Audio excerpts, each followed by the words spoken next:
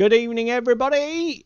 Nice to see you all here in the chat already. Evening, Crispin. I don't think I've said hello to you. Hello, Tim. Hello, Jerry.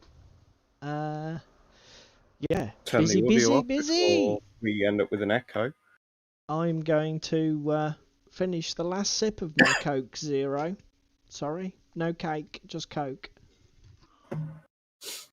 Yeah, but at least it's not white and powdery. No, I'm fucking hyper enough without that. Jesus. Oh, that was the best at UK Games Expo on bloody Colourforge's stand, wasn't it? When we was looking at the snow effect, and you really pissed that guy off.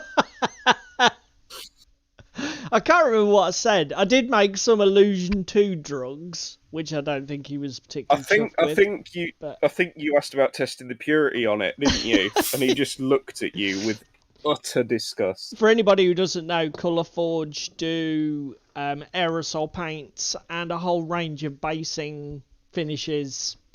So like powders and that sort of stuff. And I picked up their snow effects because I was in the markets for some to finish off a Frostgrave project. And they've got various different grades and they had this super fine stuff. And essentially it looked like a big plastic clam pack full of Coke. So yeah, that was a thing. He was happy. So yeah, welcome to the live stream. What have we got planned tonight? Well, in a second, David and I will be going through what we're going to be tackling hobby-wise. It's pointless even asking you now anyway, is it? Because you're in such a routine at the moment. Well, no. I think everybody who's a regular here will realise what you're doing. But Don't you waggle your finger at me. I nearly had a change of direction, didn't I? And it's only by David's advice that I am still doing what I'm still doing. And yes, everybody knows what it is. Who was here before? So please feel free to stick in the comments what you guys are working on or doing while we're chatting away. The other things that we've got planned for tonight. We're going to go through some of the pictures from TTCombat's offering at UK Games Expo, and in particular discuss something that's a regular event for them, which is their tabletop terrain bundles, where they basically gather together a whole host of their MDF terrain for a pay one price, get it shipped to your home later. They've done it the last 3 years, haven't they, mate? I think, or maybe longer. I don't know. Definitely the last 3 years, because my DZC terrain came from that, and that wasn't last year's Games Expo. It was the year before, wasn't it? Yeah, but it wasn't the year before, was it? Because of lockdown, so it's 2019. Yeah. But, well, it's a regular event for them. And you get some killer deals, frankly. We've got some other little bits of news. Obviously, Infinity have started their new global campaign. Durgama Takeover. Which will be covered later in what we did on Club Night. So have you got anything else that you wanted to mention tonight? GW. Oh, the new Amazon Blood Bowl team. Okay, mate. I'll tell you what. Now you've tipped me off. I shall get a browser page open because you just keep chatting. Oh, Amazons have a soft space in my heart, and they are quite beautiful sculpts. There we go. If everybody saw that camera wobble, that's me smashing my knee into my desk. Well done, Paul. Jerry's preparing Rocknaught Space Dwarves, cleaning and making sure there are not Jerry, even no, Tim. Sorry, Tim. Making sure there are no mold lines, and then has called out the GW war cry. So yeah, in it what being ironic, because I know he's not a huge consumer of GW stuff. Where was that? That was on. I wouldn't really have it. That was on Warhammer Community, wasn't it? Warhammer Community. Yes, it was. I'm just sanding some Infinity bases because I'm a heathen and I decided to prime them and then with the wet paint handle them. So I've peeled all the paint off. So I'm just filing the rough edges down and then I'm going to go at them with some airbrush primer. Okay. Jerry is somewhere drinking. There's a world surprise. I'm assuming you're back from holiday, Jerry, as you're with us tonight. I hope you had a good time. No, that was Tim saying Jerry is somewhere drinking. Oh, right. So he's still on holiday, is he?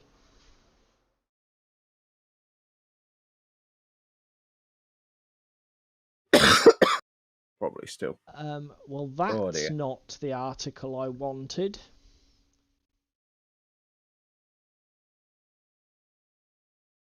You can either have mold lines or print lines, but not both.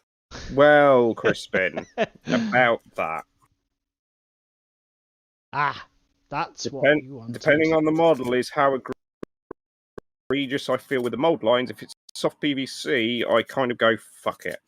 Because soft PVC is the bane of removing mold lines. Yeah. It's either too rubbery,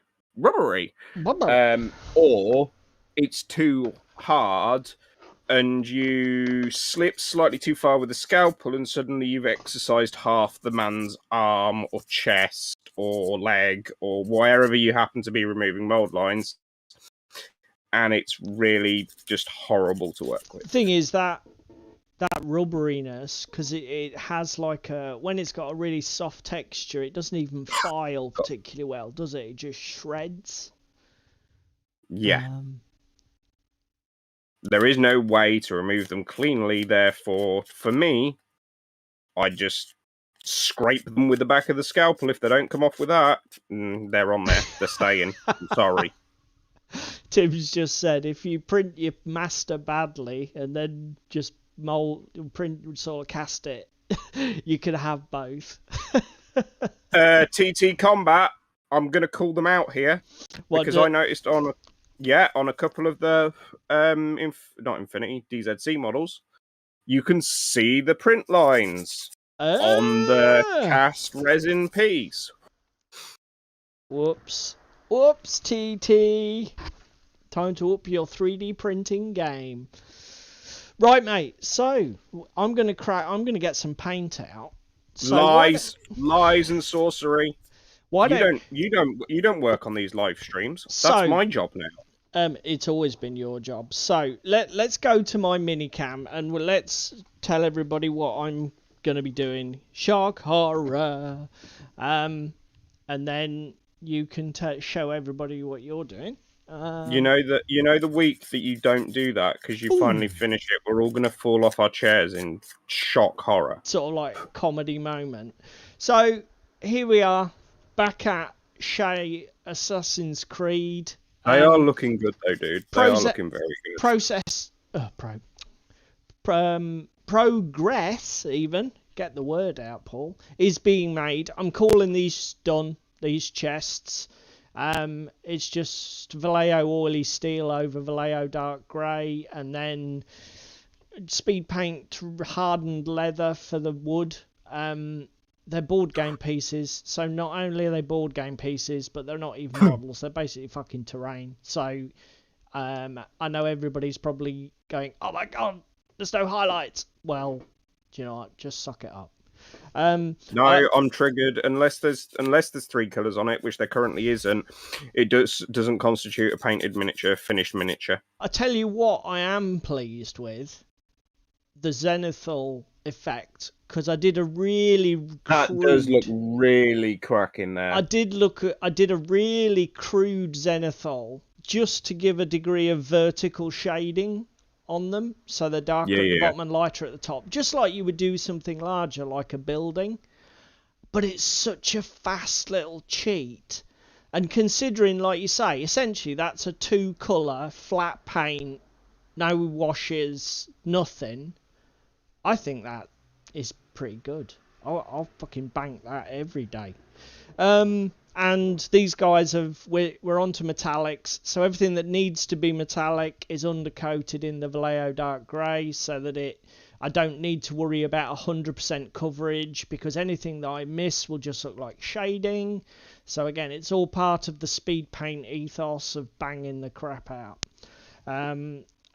So that's what I'm going to be doing. Now, I nearly, because of the Infinity Durgama Takeover, I nearly changed tack and went back to my JSA army, which needs some love, and started painting up some of the models to complete my 300-point list. So I've got... But I called you out on your bullshit. Oyama here, I've got Yojimbo to finish, and I've got a couple more Kaizotsu to paint. Yes, but do you want to tell the boys and girls at home about the predicament you faced with finishing your Yojimbo? Well, that you were ranting about last night? While I was deciding last night, I'll just go back to the main screen because we've seen enough of that. While I was deciding last night, do I really want to burden everybody with the Assassin's Creed thing again, or should we just mix it up and do something a bit different? I'd like everybody else's input on this.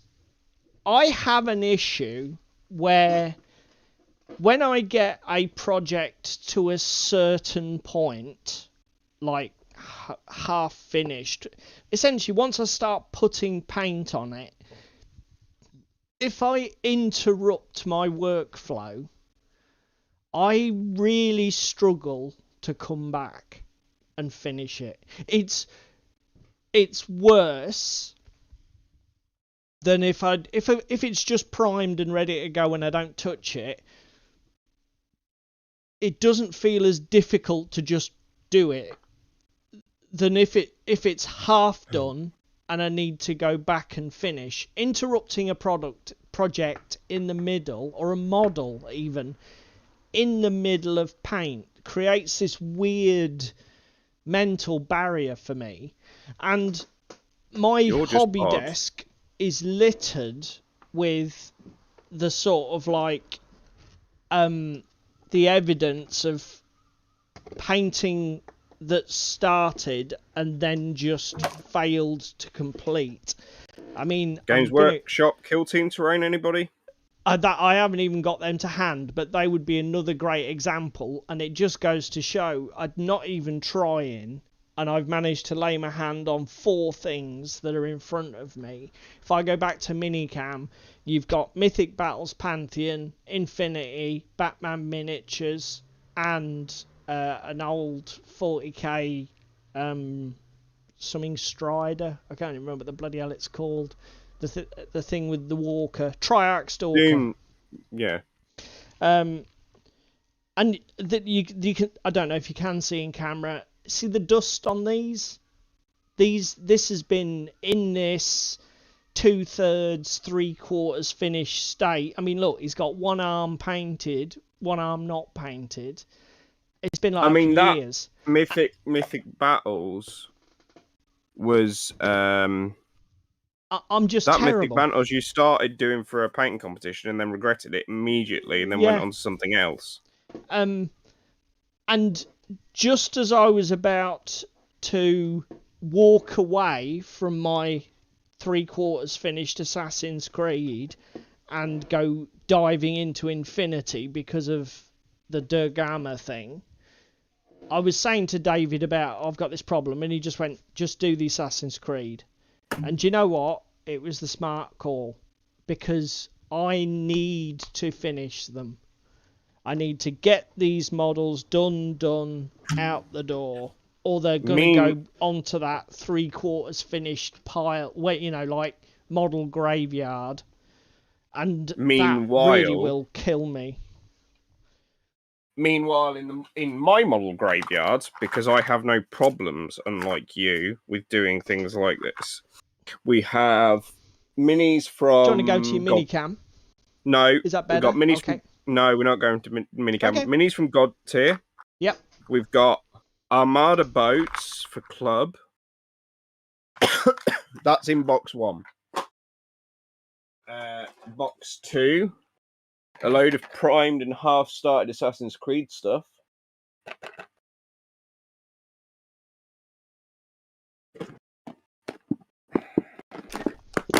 A DZC resistance army I inherited.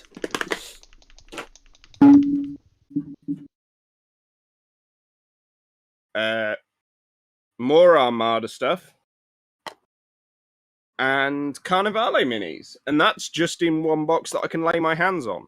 But I've also got a half-finished Origami. But do you have that butt clenching, it's half painted, I've got to go and finish it again? Or is it just like, whatever, you don't care? No, it's whatever. It's just me. But that could just Unless be you guys... So how is it for you guys? ADHD. If you start something, do you have to finish it? And if you don't finish it, is it pretty much unfinished forever and you just have to live with it? Or are you a bit like David, where you might progress it 30%, 60%, 100% over 3 completely separate sessions, separated by months or years, and it doesn't faze you? You don't care. I mean, the best example I've got here of not giving a shit. Infinity remotes, these still need some weapons gluing onto them, and then they're finished, and then they can go on bases that I need to 3D print. 3 Infinity minis that I primed tonight for my Yu Jing army. That I'm going to finish off and possibly start in a bit. 2 models for my Infinity army that are halfway through the painting process. So the first ones that you mentioned are what? Primed or not even that? Not even primed, not even finished building. And then 4 Infinity Army miniatures finished. So again, it's like meh. And I'm glad it's not just me, Tim. Yeah, Tim says in the comments, projects that don't get done in a timely manner just remain in the same state. They like get set in aspic and then collect dust. Yeah, and I don't know what it is, but if I'm faced with a table full of primed minis, even if I've got like a batch paint of like all that Wild West Exodus, in my head I'm more keen to paint that 20 odd Wild West Exodus models, 25 Wild West Exodus models, more than I am just to put some highlights and finish this Yojimbo. Do you know what I mean? And I don't know why that is. I don't know what's wrong with my brain, but it's a problem. But yeah, it's not just me, at least. So, what did you get up to Monday night, bud? I played the first mission of the Durgama campaign. Yep. So, for those in the know, on War Console, and I'm sure Paul will put a link up to my bat rep after. I will definitely put a link to it in the show notes, but if better than that, you keep talking, mate. You can navigate to it. I am going to put it on screen. So I played Ricky. Ricky was playing his Hacky Slam. I was playing Yu Jing. We played 180 points, and some may question, that's a bit of an odd point size. It's what came in the Red Veil starter, because that's what we were playing with. Oh, that's right, you used the Red Veil minis, not your own, didn't you? We played... my eyes on, so I played on the 150 point table size, because we previously played on a 4x4 mat and felt that it was too big. And we played the Jiandao Steelworks mission. Absolutely awesome game, absolutely awesome note. I felt really bad for Ricky going into turn 3 because he was 3-0 down, but he managed to pull it back to 3-2, and he could have got 3-3 if he hadn't done so much speculative fire as I talk about in my bat rep. Is it just that he burned through too many orders trying to get it off? Yeah, he burned too many orders trying to get that smoke off. It is a trap. It is a trap. I've done exactly the same. I've told you that story. I've been in a situation where I've had my Domaru on the opposite side of a wall to a fucking Pano heavy infantry guy, close combat beast, just tossing EM grenades over the top, trying to get him to fail a bloody reset roll, and make him safe so that I can actually go round and tackle him without getting completely butchered. And it is sometimes a trap you fall into with Infinity, where you just keep saying, I'll try that again, I'll try that again, I'll try that again, and before you know it, you burn through all of your orders. So, been Well, there, again, done that. he'd have been safer just saying sod it, send the doctor over the top and down and get the HVT inoculation and do. But again, new players to Infinity, it is what it is. Yeah, better chasing the points rather than focusing on that one problem. Just shift his focus to something else. I love the table, mate.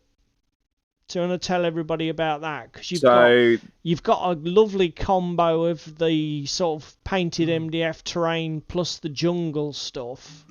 Well, you're the one that bought the painted MDF terrain, and you're also the one with my assistance that did that jungle terrain. We did it together, though, didn't we? We did it. We did do it together. So the painted terrains, what, from like Black Sheep Industries or something? Yeah, I remember you saying. I'm not sure if they're even still going, but it was an American guy, Black Sheep Industries or Black Sheep Studio, something like that. And I think it painted up quite well. The only thing I did do, which was a bit of a regret, because again, this was very long ago in my hobby career, I didn't have an airbrush, I don't think, or if I did, I was very early days with it, and I should have done like a zenithal effect to give you the faded light to dark on the verticals. The other thing that I did was I used Army Paint soft tone to make it bulletproof for club. It was really more just to cover it with the varnish rather than the shading effect, and it's made all the flat areas go a bit streaky and weird. I should have just used a fucking rattle can varnish, a bullet. Some, well, I even go for an exterior wood varnish, something that was not giving a shit about the gloss. Just put something on that was bulletproof but wasn't tinted. That would have been a smarter way to go, I think. But it looks. I just love the combination of the buildings with the vegetation. It looks really cool, mate. The vegetation itself is aquarium plants mounted onto MDF boards, because we did this together as like a little project, didn't we? And then with oregano and other mixed herbs as like ground cover. And then, so that was that. But basically, those pieces are designed in such a way. There's some smaller pieces, some bigger pieces. We basically threw the kitchen sink with all the small pieces at the table to group and provide cover and like the stuff growing up the side of the building as per the scenario from the Durgama Takeover. So that was my Monday night in hobby. Awesome. What about your Tuesday night then? Well, we're obviously currently playing through the Dunwich Legacy Arkham Horror campaign, Arkham Horror Living Card Game campaign, and it was the last mission but one from the end of the campaign. I'm trying to remember what it was called. It will come to me. And we got our fucking asses kicked yet again, as is always the case in Arkham Horror. We had some great cinematic moments. Daniel had a better game. He was playing Tommy Muldoon, and at one point Tommy Muldoon stormed up to the top of Sentinel Hill, and he had 45 in each hand and two sort of rabid Rottweilers in front of him, and he charged in and took on Seth Bishop, the High Priest of Yog Sothoth, on the top of this hill. It was fucking amazing. Really cinematic. But, oh my god, I can't remember who was the first to die. One of us got taken out, and then it was like, I think it was Natalie, who was playing Winifred Habermock. she just went insane. She took one too many bloody bad willpower Sanity tests. damage. Yeah, because Winifred Habermock, for anybody who doesn't know, only has a willpower score of 1. So if the encounter deck, as you call it, keeps throwing willpower tests or brain tests, as we call them, at you, she's fucked. She's just failing them for days. And it was just an attrition of sanity damage just drove her over the edge, and she went insane first. But the problem is, as is always the case with Arkham, when one goes, the others soon follow if you're not careful. It's like a house of cards, because obviously you've built up a board state for 4 players, and now there are only 3 players to deal with it. So after she went, she went out with not really in a particularly cinematic way. She just got chipped to death by the game. My character, Harvey Walters, he was taken out. Now, his ending was quite cool. There's this card in the mission, which, when you draw it from the encounter deck, you put the card in play in front of you in your play area. And what it says is, when you exhaust your deck, when you draw all the cards from your player deck, you instantly take 10 damage. Which I've discussed this on stream before, and like, he's got 7 damage, and also in this scenario there was this fucking awful card that kept coming up, and it stopped us moving damage to allies and to mitigate it. So basically, he was sitting on this time bomb, and as those of you like Jerry who know Harvey Walters, he's a card draw player. So the one thing he wants to do is draw and cycle his deck over and over and over again. So putting that card down meant that effectively I couldn't really play the game. And I was just like drawing. Every time I drew a card, it was like taking me one step closer to death. And that's what happened. Basically, I was forced by the game to draw a card even though I didn't want to, empty my deck, and my head exploded like something out of Alien, and I just died. Fucking amateur. Hello, MX777. Greetings. MH777. Oh, sorry, MH. You in your old age, you can't see. I was just reading that Crispin's tower has a tower that's destroyed. What's going on there, Crispin? I don't know. He did mention Flesh Gordon as well, which I don't know. I hope it's a typo and he doesn't mean the actual film Flesh Gordon and means Flash Gordon. Otherwise, that's not suitable for this stream, Crispin. So yeah, when he went first, then my brain exploded, and then basically the other two said, fuck this, we're out. And then they had to run down Sentinel Hill, just batting fucking monsters away to try and get off the board. And they did exit the game without taking damage. So it came in Arkham. I don't know if a card game. When you finish, you go to your campaign book, and then there's it's like a choose your own adventure. So if during the game you read a card that says go to resolution X, so resolution 2, resolution 3, resolution 1, you go to that section of the campaign book, and that is your ending. That is your outcome. So then you read that part of the story and do those things. There is always a section of the book, of the endings in the campaign book, that says if all investigators were defeated or no resolution was reached otherwise, read this. So that was the one we had, obviously, because 2 bunked it and 2 were taken out. And basically it sort of told a really descriptive process how the Ancient One Yog-Sothoth emerged from this portal on top of Sentinel Hill and strode fully formed into the world. And basically the world was destroyed, we were all driven insane, and we lost the campaign. And that was the end of that.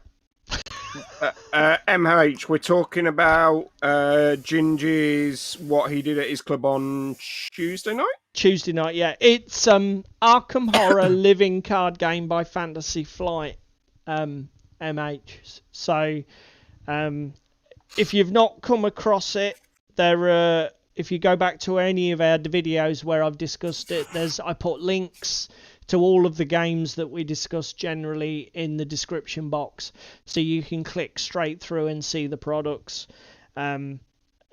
It's a card game that's based. It's episodic and it's very story focused, but it's quite a brutal play experience. Like every Arkham game, because it's based on that Cthulhu mythos. You die more often than you don't, and the game is absolutely brutal. But if you want a storytelling game with those cinematic moments, like I say, you know, Tommy Muldoon, the rookie cop, storming up the hill to kill the fucking High Priest of Yog-Sothoth with his 45s and his dogs. If you want those cinematic moments, it's just brilliant. It's just such an immersive, tense game. The Arkham Horror board game is good in that regard. I mean, essentially, the game design styles are very similar. The only thing is the card game is way more flexible and modular because everything is done by cards. So there's no board as such. You just lay cards out as locations. Nothing's fixed. Everything's flexible. You can do what you like because it's all card based, and it gives them such great design space and so many options. It's just brilliant. If you're a collectaholic like Paul, it also gives your wallet a reason to cry itself to sleep at night. Yeah. But then again, that's for completionists. I would like to go on the record as saying David is perfectly correct. I must have spent, I don't know, 600, 700 at least on my collection so far. I do have pretty much everything. But if you're not obsessive, you need to buy the new revised core set, and then you can buy... I would recommend people buy the new revised core set. I recommend people buy the pre-constructed investigator decks, of which there are 5. They're 15 quid a piece. The revised core set, I think, is 50 to 60, I think. It might even be less. It might even be 40. And then just buy a story cycle you like the look of. Don't bother with the old release schedule where it's all in blister packs. Stick with the new release schedule where you buy campaign box and investigator box. It's about 80 quid, 90 quid for the pair, and it gives you 8 scenarios, a ton of cards for deck building, and currently they've done that format for Edge of the Earth, Dunwich Legacy, Path to Carcosa. They're all in the new format. Scarlet Keys is coming soon, as is the reformatted Forgotten Age, which is an old campaign that they're reformatting in the new design. Again, because unlike some companies, I think Fantasy Flight are conscious of the fact that their game's got a bit big and it's got a bit unwieldy, and their release model that they've used in the past isn't the most friendly for new players. So they've had a complete rethink, and they've said, no, we need to package all of the product into much fewer releases. So we only maybe release a product once every 3 months instead of once every 4 to 6 weeks. But it by nature will be a bigger product. but it means people have got less things to chase. They're not constantly trying to find odd blisters of cards that are out of stock or too fucking difficult to find. Or on back order for about half a year. Do you know what I mean? I think, I know, because again, Fantasy Flight are a big corporate entity. The bottom line matters, shareholders matter, money matters. Yet even a company like that can make what is, I think, essentially a good decision for consumers. You know, the new format is better for new players coming in. It makes the whole thing less intimidating, and it's just easier to find the product. You have to spend more on your initial outlay, yes, but at least again, you can get what you want. Arkham Horror 3rd edition board game. They reinvented the board, and obviously that gives them the opportunity to add more districts and other bits and pieces, or just do only an investigator and new set of scenarios, etc. I think they've done really well with Arkham Horror 3rd. I mean, I'll be honest, mate. I think a lot of the decisions that were fed into the new edition of the board game are simply based on the card game, and they realised that if they had a more modular design philosophy, they could increase the replayability of it. Because, you know, when you can vary locations, because the card game does the same thing.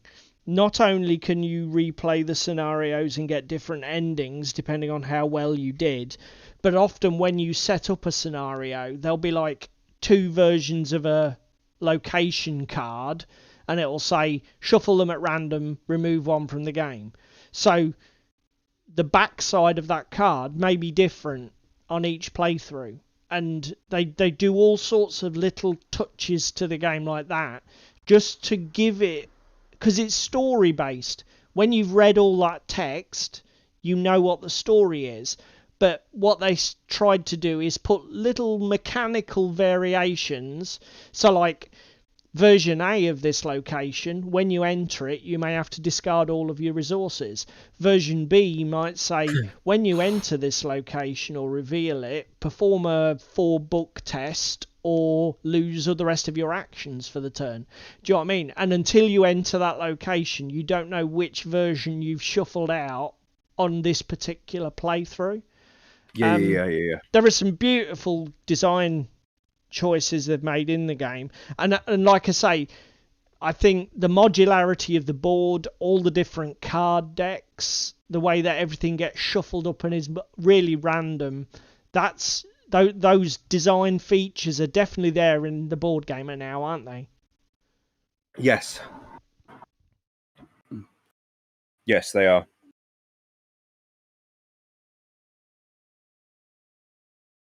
So yeah, that's what we did at club. So the good news is, although it was really bad news because Yog-Sothoth, the Ancient One, took over the world and destroyed everybody and ripped reality apart at its core. It does mean that I am free to walk away from that car crash and play Infinity next week. So Patrick and I are now planning to contribute to the new Infinity Global campaign, much as David did, and we'll be posting a battle sometime next week. I've said to Patrick to bring some of his Ariadna, so it'll be JSA versus Ariadna. Just don't know what location yet. That much we do know. The JSA don't own their base that they started with anymore, so you might want to go get that back. Well, what base did they start with? I did have a quick look, and I saw that the JSA were getting pretty much fucking hammered everywhere. Durgama Takeover. Let me tell you which one it is. I just need to open the map up. It was the Gekidan Research Park.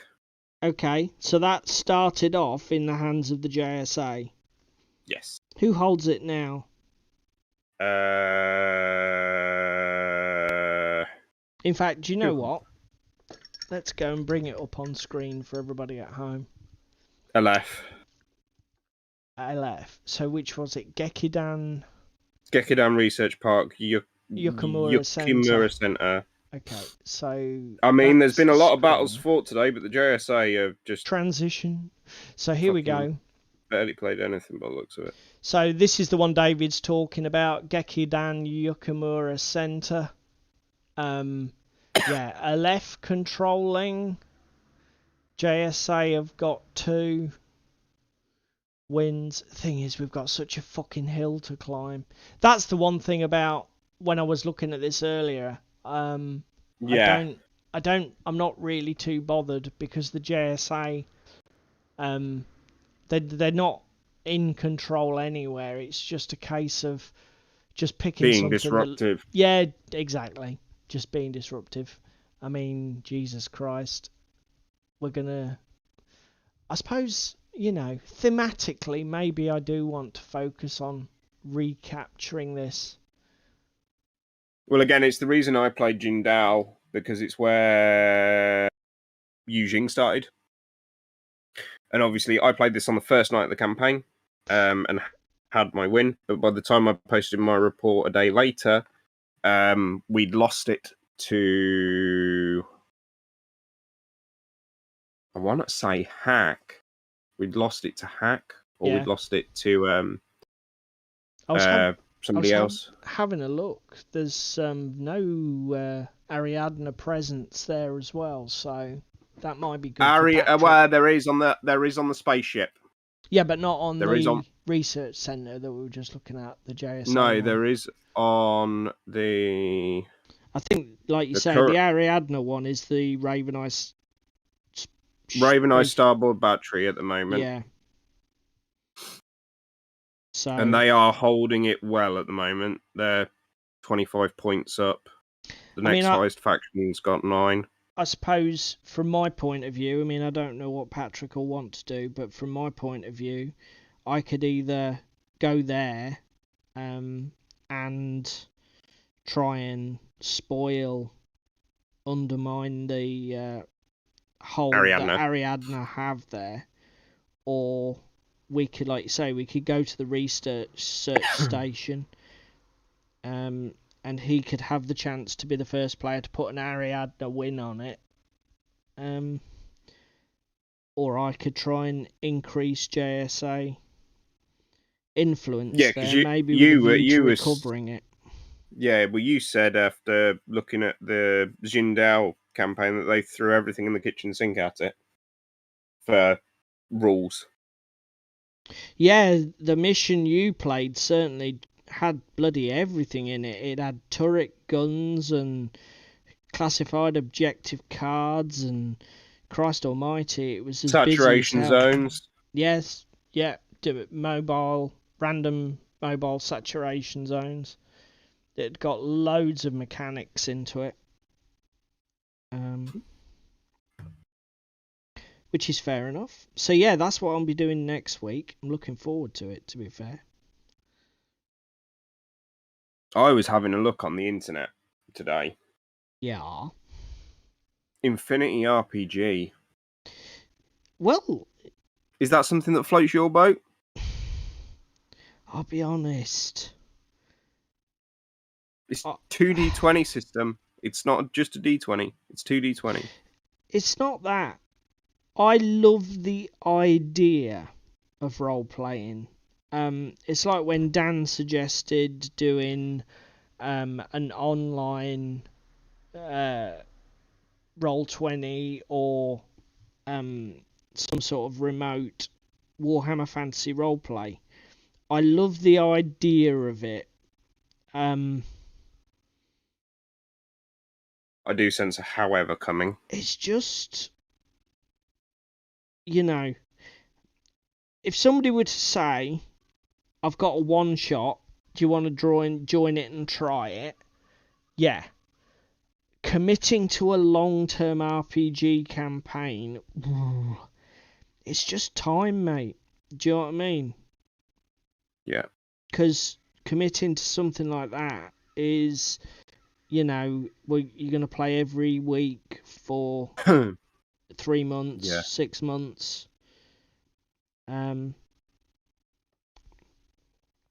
mean, if somebody wanted to run a one shot, and there was a way for me to get the rulebook or whatever for character design, then yeah, I'd definitely be up for trying it. I'll try anything, me. You know, You hobby tart. any game is fair game.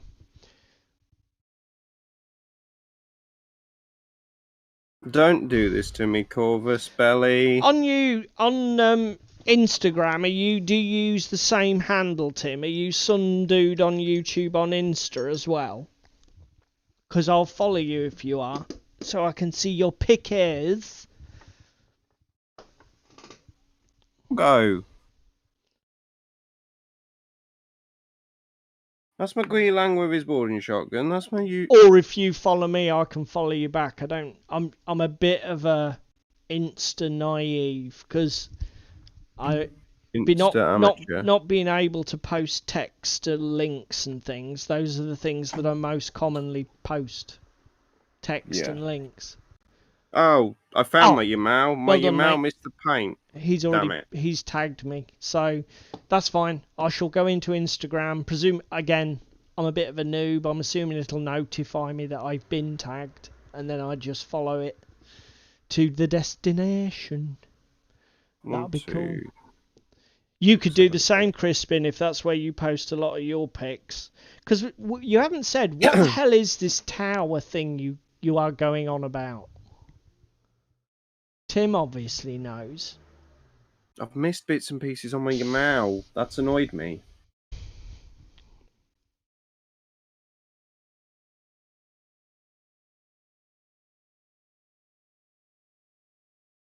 Oh, decision.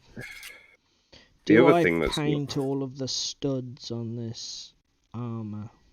Yes.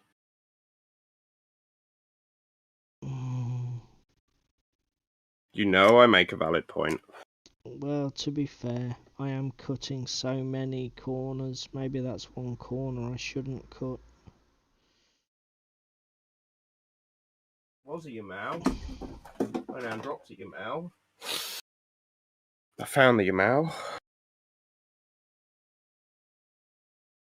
Now I can't work out for the life of me if I've got all of my minis for me Infinity or not. Which is moderately annoying. What do you mean you can't work out if you've got all the minis or just not? Don't a minute. Just don't. Right. Borg, guy with shotgun rifle. They're Operation Kaldstrom expansions for the Pano. Guy with the weird... There we go. Right. Then using... Oh, for fuck's sake, Corvus. Sort your shit out. Alright, it's Corvus's fault now. Corvus's website's being dog shit tonight. So, yeah, okay. It is Corvus's fault. Didn't you... When I bought my JSA starter box, it had like a whole fucking catalogue book that listed all of the models and what they did and... Yes, but I built Pano and Yujing together and then threw them all in a random box. Okay, so what you're saying is, yes, but I don't have that book anymore, Paul. No, because also Beyond Operation Kaldstrom didn't come with the book, because there's only 6 minis in the box. Okay, that's fair. So it would be of limited value at this point anyway. Yes. What I am just doing is working out... Right, that's Beyond Operation Kaldstrom. That's Beyond Operation Kaldstrom using.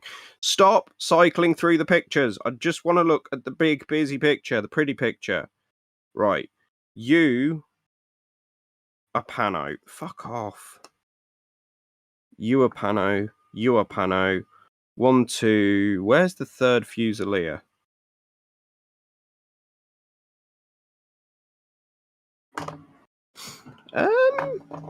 Oh, yay!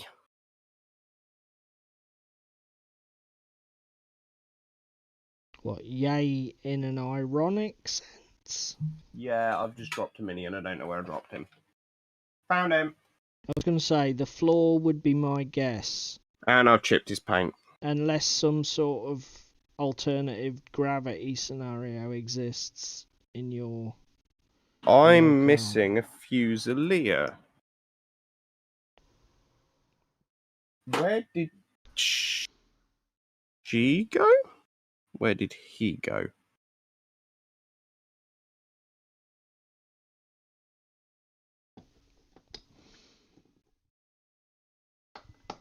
Oh, he's gone. He's off searching.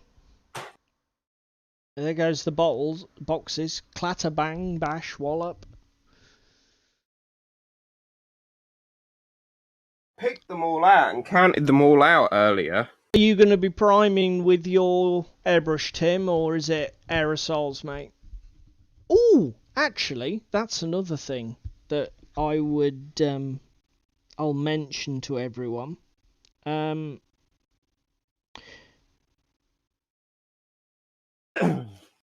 So, go on. I've seen a couple of things on YouTube this week that were really quite cool. I think one was technically last Friday. So I've actually got that one up, so I shall screen share that. One. Right, they need finishing. Stop it, Corvus. So, rattle cam. It's just 5 minutes. That's fair. Okay, Tim. That's fair.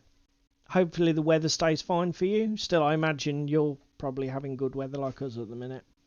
I don't know what's happening. So, Blackjack Legacy. It's a YouTube channel. I've funnily enough, Army Painter was one of the things I was going to mention about YouTube. So they're bringing out they're expanding their range, because they currently do fair few, don't they? I must confess I have used them in the past, and particularly for, like, you know, big batch paints of fantasy armies and that. Like putting down, I can't remember the name of it, but they've got a bone colour. I did about 100 skeletons in that, and then just painted the spears and quick shaded it. It's like, yes. I also used it on an orc army. Just did them all leather brown, and then painted the fucking hands and faces green, and pretty much left everything else brown. It worked really quick, just painting some metallics. But Blackjack, coming back to what I was talking about, Blackjack Legacy. So, great YouTube channel, if anyone's not familiar with it. He's won the God Tier Creators Clash recently. Yep, he's very much into non-GW games. So he discusses it. He's quite a Mantic guy. He likes a lot of the Mantic game systems and discusses them a fair bit. But he's been going through a bit of a YouTube creator slump. Been struggling to find the motivation for videos and that sort of thing.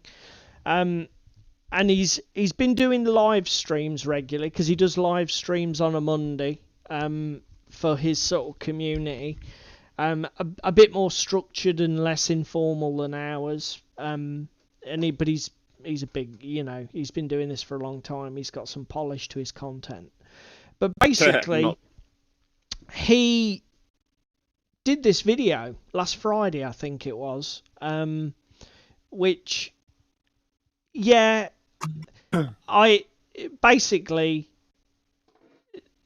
obviously Tim's seen it. He did this video, Games Workshop is killing my channel, and he's done a response video today, I think, Tim. I don't know if you've seen it. But although the only thing that I will accept is fair criticism, and he's got to take it on the chin, is the title is clickbaity as fuck. He should have...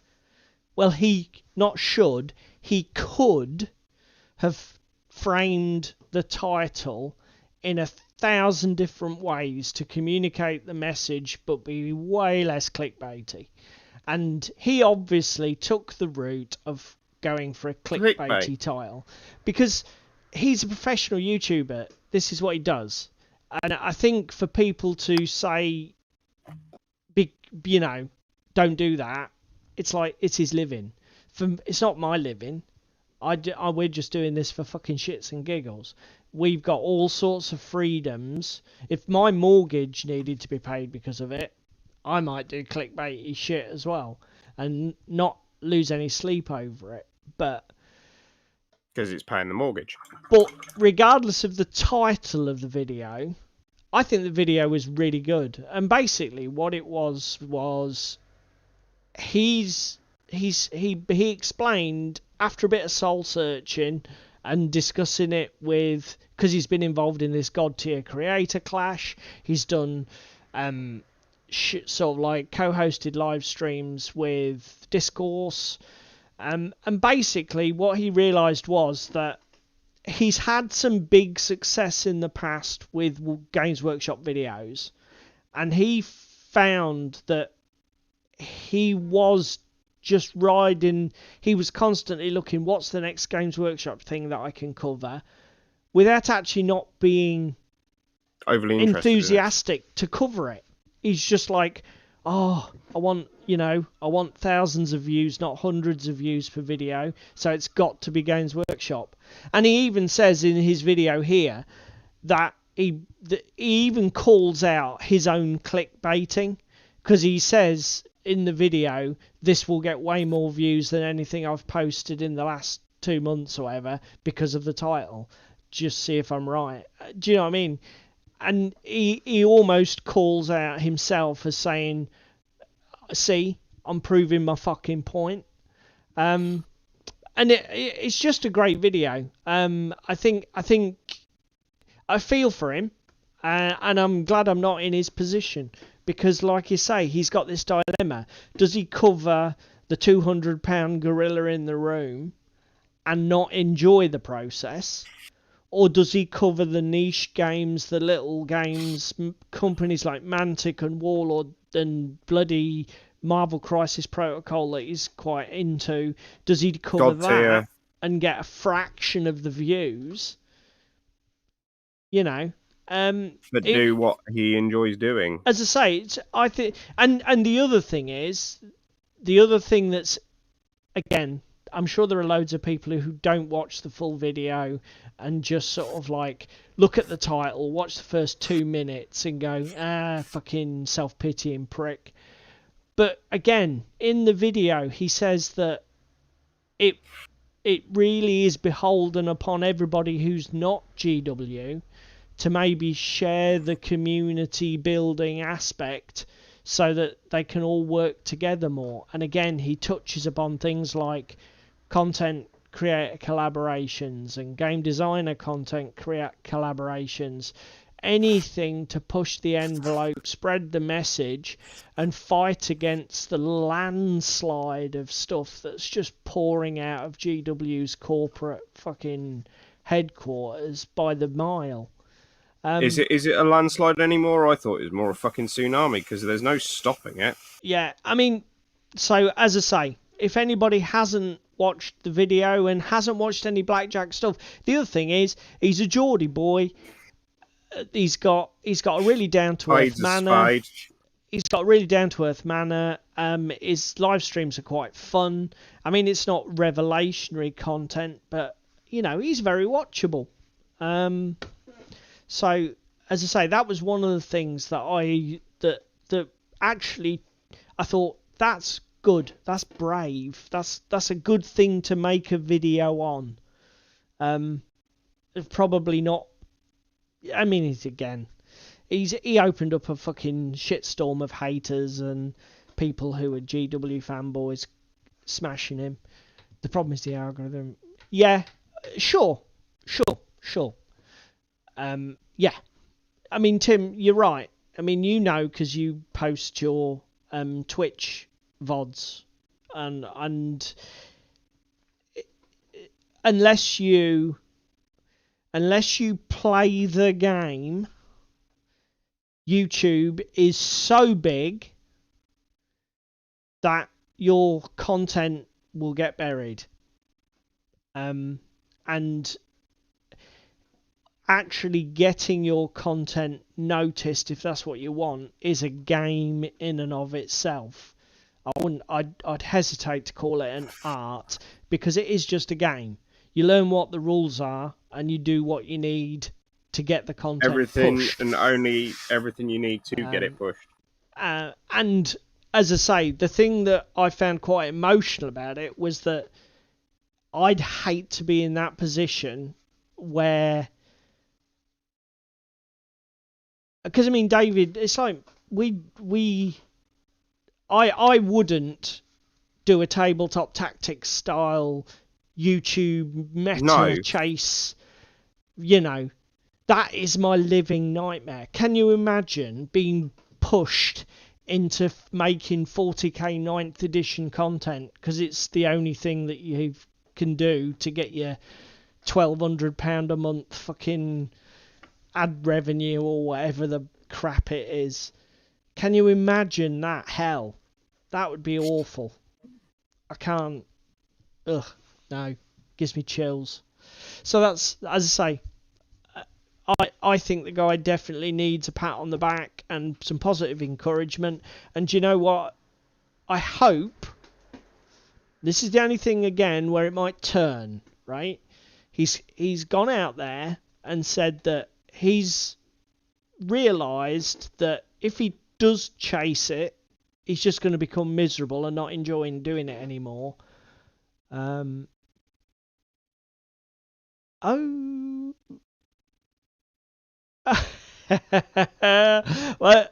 thanks for the tip, Tim. I'll probably apply just to get the sub. Hey, good for you, buddy. Good for you. To be fair, I said on stream the other week that I emailed him and said, "What the fuck? Are you going to bring any more speed paints out, please?" And they had all my details in my signature on my email, and they did reply. So they obviously read it and then replied to me with an intelligent response. But they obviously didn't click on my links, did they? Right, Army Pater. Well, if a customer service assistant clicked on everybody's links every time of the day, the customer service assistant would never get anything done. Just saying. They did it for Tim. Why can't they do it for me? Yeah, but Tim was associated with an application to become a brand ambassador, and they basically turned around and went, "Thanks, but no thanks." By the sounds of it. Stop defending Army Painter. All right. I'm not defending Army Painter. I don't like their paint. We'll gloss over that subject matter. I feel shunned. Army Painter. You should feel shunned. You're ginger and Scottish. I'm not Scottish. You've lived in Scotland for more than 2 years. Sir. Foul calumny. You've lived in Scotland for more than 2 years, because I realised today, it came up on my Facebook memories actually. 3 years ago today was when we went to the pub for your leaving do. It was. Blimey. Right, I'm going to bring up another video here, and we're going to test David's gag reflex. Why? Why my gag reflex? You'll see. So then. Am I about to get salty about something? Salty, mate. You get salty. So this was another video that popped up in my feed the other day, and so Tim, hang on. Tim says I did fill in a form, and if I see. Oh God, I've just seen it. I'm triggered. I'm fucking triggered. He's not even spoken about it yet, and I'm triggered. I knew it. Tim's going, I knew it. In fact, I'm going to go down here. I think this product has a place. The worst thing invented ever. It is not a panacea, and you do not want to use it all of the time on everything. I've already mentioned earlier about my error in using it on that MDF terrain. That was not a thing to use it on. But I do What, think... large flat Shut surfaces? Who'd have thought it? Shut up. I do think Who'd have it's not thought a it? bad product. Large flat surfaces. And lo and behold, they rolled out a video that took me by surprise. And they've just... I mean, this product is not new. This is not news to anyone. But they basically rolled out a video just to promote the dip. And the guy here, I do apologise because I've forgotten his name, did this essentially a really basic speed paint of a Nurgly Chaos Space Marine army, and then used the dark tone dip on it. And I think these models are pretty bloody good. No. Where's the shot? It does not have a place in my painting repertoire. I mean, these are not probably the best pictures, but I will post a link to the video in our description so that people can go and look for themselves. But also, why is Nurgle marching through the middle of fucking Finland in the middle of a winter wonderland? Well, that's where they are. But the bases aren't in Finland, are they? I'm moderately triggered. That literally they are, or wherever. Somebody post where Army Pater is based. I'm guessing from all the weird Northern European accents of the people in the video, they've got to be somewhere in Scandinavia.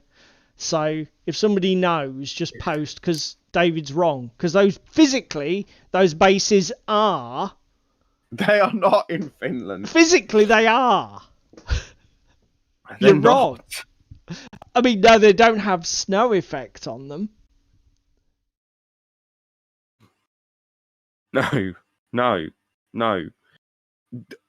Whilst I take your point about a dip, I raise you Vallejo Game Wash because it actually dries matte and not like you've just bathed all over your minis.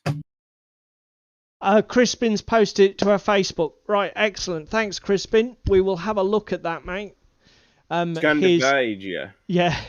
So they're from Denmark. They're from Denmark. It. They're not. The bases aren't in Finland. Then the bases are nowhere fucking near Santa. They're in Denmark, which is close enough. Stop being. Scotland's closer to Santa than bloody Denmark is. Shut up. No, make me. So, yeah. I was again, Army Painter dip, people. No. Army Painter dip, and that. Do you know what? It looks good. Put in the comments. Doesn't that look not half bad? Oh, don't worry about it, Crispin. If all you've got's Facebook, that's fine, mate. To be honest, old, apparently. I mean, Crispin's the same age as me, though, isn't he? Yeah. You're not down with the kids on Instagram. Yeah, I'm Facebook. I don't do. I haven't got a personal or whatever Twitter account. I did have an Instagram account, which is why Yellow Belly's got one, but I don't use it because mostly I want to post links to other content which you can't post on Instagram, or I want to post text or comments or thoughts. I don't want to post as like stupid selfie of me doing something moronic. I'm just not that generation, unfortunately. So. No, you just come out and rescue people at 2 a.m. when the batteries are died. Epic bloody social media fail from me, I get, but that's the way it is. So, yeah. So that's two. I mean, I think it's been sometimes you go a whole week and there's fuck all on YouTube you watch all your regular content creators, you watch what they're churning out. And no disrespect, everybody who makes regular YouTube content that I watch, it's good stuff. But after a while, it becomes a habit more than a thing. And then those two things jumped out at me, and it was just like, fucking dip? We're making a video about dip now? What? And again, the Blackjack one. It's because, again, it's the kind of video you would expect Discourse to make. but not the kind of video you'd expect Blackjack to make at all. See you, Tim. Okay, that's fine.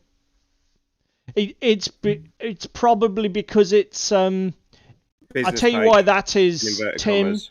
It's because the Yellow Belly Tabletop is a business page that's actually like a child account of my personal. So all you can do with Yellow Belly on Facebook is follow it.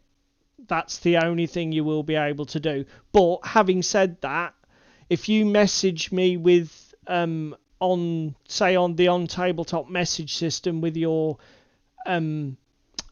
Facebook ID, I'll friend you, or and because I'll link you to my personal account. It's not a problem. Same for you, Crispin.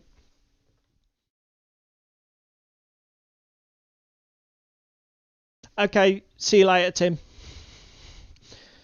Right. So, shall we talk about the nice, interesting things that GW released this week? Oh God, your Amazons. Yeah, the Amazons, and then there's also the new Underworlds, but you're not as excited about the new Underworlds as you are the Amazons. Do you know what? I am. You Bizarrely are? enough, Shock horror. I thought you'd gone off Underworlds after your realisation. Well, again, I'm not necessarily excited about the fucking game, but I really liked the new warband. Minis. Let me just see if I can... The audio may get a bit funny, people, because I've realised when I do a web search using Microsoft Edge, whereas if I use a better programmed or better designed browser, it doesn't hog 90% of my CPU resource when it's operating.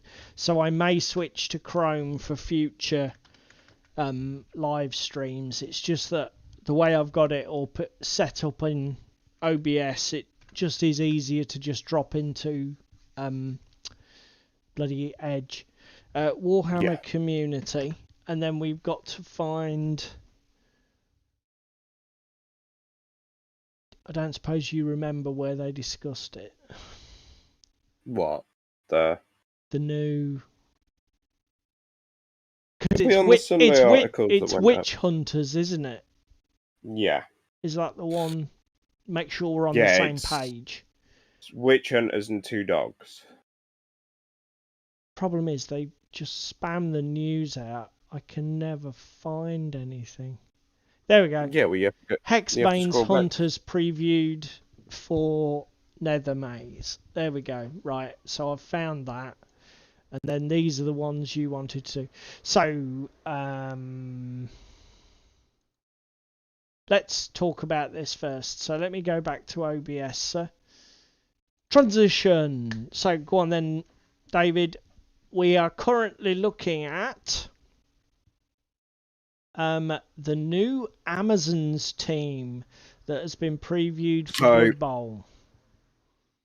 Because I learnt to play Blood Bowl on the PC and on the console, I have a real soft spot for Amazons because they're the team that I learnt to play with. Skaven are my second favourite team.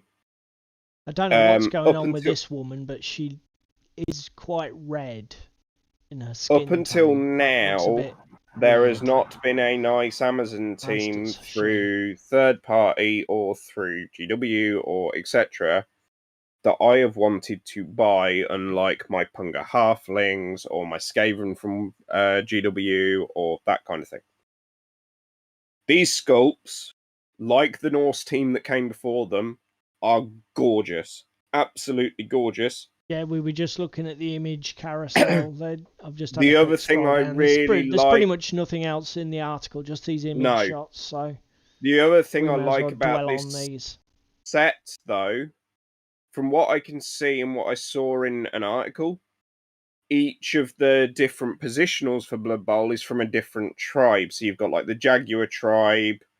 There's the snake catchers that have got the snake up their arm. They're all Amazons, Yes. But they're all done in like that Inca tribe style of each different position has a different Yeah. aesthetic slightly, but they're still cohesive. Oh yeah, And I very much really so. like that. I really, really like that. I'll be honest, now you've said it, I've just noticed some have got these claws and things. Yeah, Yeah. that is a really nice touch. And then you've got the ones with the 3 coloured feathers. I'm assuming they're a separate tribe. You got the Yeah, one, they're like the eagle snakes, warrior presumably the linemen, I think. throwers. Yeah, I think they're the eagle warrior linemen is what they're called. Yeah, yeah, okay, I'm with you. So, you look. What about the special player? The snaky girl that was also released and teased. Girl. I mean, it is a snake. Boa Yeah, constrictor. it's basically a I mean, whole Jesus Christ. boa constrictor. I'm not a massive fan of it. It's got a weird face. Yeah, interestingly, there was an alternative that came up on my Facebook that was obviously highlighted off the back of this one. Yep. That I actually preferred. Is that one of your 3D print? Yeah, it was proxies? either a 3D print or it was something from like Grebo or equivalent. Okay. Is it still the same, a big snake, or is it just it's still a completely different idea? Still a big snake, etc. But it's done in a better style than the GW one. Yeah, not my taste either. I mean, no, it's all again, right. The thing, the problem with GW is the price. Well, the other thing is neither of us tend to play with star players because they're expensive. Crispin, I'm running Windows 10, mate. I haven't got enough bloody. I can't upgrade to 11 because I don't have 4,000 megabytes of RAM or whatever the fuck it is, or 4 trillion gig or whatever it is. You need to upgrade to Windows 11 because it's a fucking resource hog bitch. Every Windows product ever. Anyway, getting back to what we were talking about. Yeah, the problem with... Anyway, what was I going to say about before I called the chat caught my eye? Star players. Well, GW in general. The problem is the fucking models are so expensive. If you don't love it, it's like... You might as well go elsewhere. 40 quid? I mean, it's okay. I like it, but it's not how 40 much? quid like it. Yeah. Do you know what I mean? It's like that's one of the reasons why I don't own a Lord of Change for my Teench. I mean, because he's 70 odd 80 quid, isn't he? I haven't tried to use that, mate, and I don't even know what compatibility mode is. Because it degens it takes it back a generation. It's same as like you used to be able to do it for running shit in like XP games, etc., and that kind of stuff. Off stream, David can debrief me about what he just said and what all of that means. And then I may try it. Thank you for the tip. So yeah, and this is the thing. It annoys me. You know, if you're buying, it's like Bolt Action. If I wanted to get some of the models from Warlord, and obviously they use a more traditional hand sculpting method, models are a little bit more rounder of features and a little bit more poorly proportioned. Not as crisp. Yeah, sort of baseball glove fingers and oddly moulded faces. It's like, yeah, but they're like a couple of quid each. It's like, fine. It's not 40 quid for a single player. You know, at GW prices, I just feel that unless the model gives me a hard on, I just can't do it. Fathom. I can't buy in unconditionally. You know, it's like I bought that Rat Ogre for my Skaven Blood Bowl, and it's all right. But in a way, I do have buyer's regret because the model's not that good. It was a right pig to put together, and it was fucking badly cast. You know? It was bad. The amount of fucking... It wasn't Carnivale TTCombat bad, but it was bad Yeah. for the money I spent on, and that one model cost me more than my whole fucking box of Carnivale models. Yeah, so like you say, it's Fucking.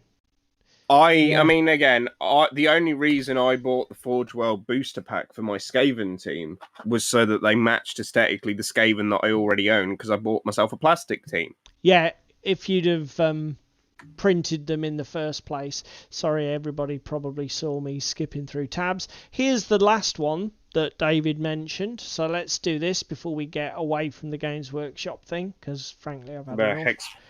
Hexbane Hunters. And for me, it's the models. More time, anybody? Yes. I mean, and more, yes. Look how... And the other thing is, right, not only does this take an aesthetic from fucking a pre-existing 25 years ago, or it must be at least that. Somebody to correct me in the comments if I'm wrong, but Mordheim must be 25 years old by now, surely. Take an aesthetic from 25 years ago, but look at these models in terms of the clutter and the details. Yeah, bring it up to date in inverted commas and add more shit. These are the kind of sculpts that are a pleasure to paint. You know, this bloke doesn't have 15 different things hanging from his 3 belts that are crossed over in some weird lattice cat's cradle pattern. He doesn't have something hanging off his shoulder. He doesn't have a quiver and a longsword and an axe. Do you know what I mean? Yeah. These sculpts are fucking amazing. And I'm a massive fan of dogs. Obviously, having bred dogs for years, I mean, they're not the best sculpts. The faces are as derpy and cartoony as fuck. But if you put dogs in anything, you've already trebled the chance I'll buy it. Already. Without even trying. Yeah. So, I have loads of positive things to say about this, and if it hadn't been me cooling on Underworlds and its fucking balance issues, I'd have been, yeah, that's 15-20 quid of my money you're getting, no questions asked. And to be fair, I still might buy it, because I haven't bought any of the new Nether Maze Wave, and if I'm gonna buy, that's the one I'm going to buy. Do you know what I mean? Yeah. I know what you mean. Crispin says, sorry, mate, I can't see the chat when I'm in the browser mode. So, but yeah, Crispin says they look a lot simpler. Yeah. And the thing is, there's nothing wrong with clean, crisp simplicity on a model. I mean, again, shall we go back to where we came in? Infinity. Right? I don't know if anybody's noticed, but when you get an Infinity model, you'll look in the profile and it'll say it has a combi weapon and breaker pistol, grenades, whatever. XYZ. Corvus don't put all of that on the model. My Aniwa can come with an SMG or a boarding shotgun. They don't do an Aniwa with a boarding shotgun or a submachine gun. They do the Aniwa, which is like a master ninja, with his katana. And that's it. And I think there are 2 or 3 different sculpts they've done over the lifetime of the model. And they've all just basically been katanas. Correct me if I'm wrong. Not a clue. Because Corvus Belli don't feel the need to put everything and the fucking kitchen sink on every model. They realise, actually, it's a game. Just write it on the card. Just make the model look pretty and enjoyable to paint. And the players will work it out. They're not fucking idiots. Just me. Maybe. I don't know. Anyway. What the hell's up with my airbrush tonight? Have you tried turning it off and on again? Yeah, it's just that the paint's not really. Have you put paint in it? Yes, there's paint in it, you tit. Oh dear. If anybody's got any more patronising, useless, not helpful troubleshooting comments, put them in the chat or in the comments below. And we'll troll the shit out of him. I'll get salty again, and you won't like it. And you'll... Oh dear. Right, mate. So, do you know I'm what the being time is? bullied. Do you know what the time is, Mr. Wolf? Yeah, it's 25 past 9. It's 25 like past nearly 9. your bed. It's nearly your bedtime. I've managed to get metallics on one poxy model. See, Crispin saying, have you run cleaner through it? I've run cleaner through it before. What, 2 years ago? Have you checked the needle? I'm checking the needle now. I'm pulling it back and out and forwards and everything else. Okay. Well, it's just my 30 psi that I usually spray at. Doesn't seem like 30 psi tonight. That's probably because it's blocked up with dry paint, because you don't clean it properly, do you, when you finish using it? Because we've had this conversation before. Whereas I spend like probably 2 minutes OCD flushing mine, you just... I flushed mine as well, and it was spraying perfectly fine earlier for the primer. Leave me alone. Have you thinned the paint, he says. Oh, I've got it going. We're going. We're cooking on gas. He must have just had a lump. He's probably just had a lump, Crispin. Oh dear, that's fucking brilliant. Okay. So I guess, like you say, maybe we should think about going through some of our pretty pictures that we took at UK Games Expo this year. Because we've... Probably. I'll tell you what I'm going to do, people at home. I am going to blob the metallics on all these bloody buttons and buckles that these guys have, because they have about 5 million. Billion of them. Yeah. Yeah, you see, note to a miniature designer, when you're designing a 3D model in CAD for use in a computer game asset, easy. When you're painting a physical model, not so fucking easy. So, can we lose all of the unnecessary buckles and bullshit, please? Is that a thing we can do? No, because then it gives try-hard painters like myself something to aim for. I tell you what, the only thing I'd be aiming for is the window with the model. If I had to paint fucking... I mean, look at it. Who would even design... This belt is 6-inch pieces of leather held together by big... They're not even buckles. They look like... Do they call them carabineras? Like the mountain climbers use? Carabiners. Carabiners, that's it. I knew it was some fancy word. You kids. Oh, you with your newfangled would have language. worked too if it hadn't been for you meddling kids. But yeah, I mean, would you really design a belt that was like 6-inch straps held together by pieces of metal? And then would you wrap 2 of them round your waist for no reason apparently? I mean, yeah, you might do if you were on a catwalk in Milan. I can't imagine if you had to go to work every day as a jobbing soldier and it was part of your uniform that they'd say, oh, that's a good idea. Well,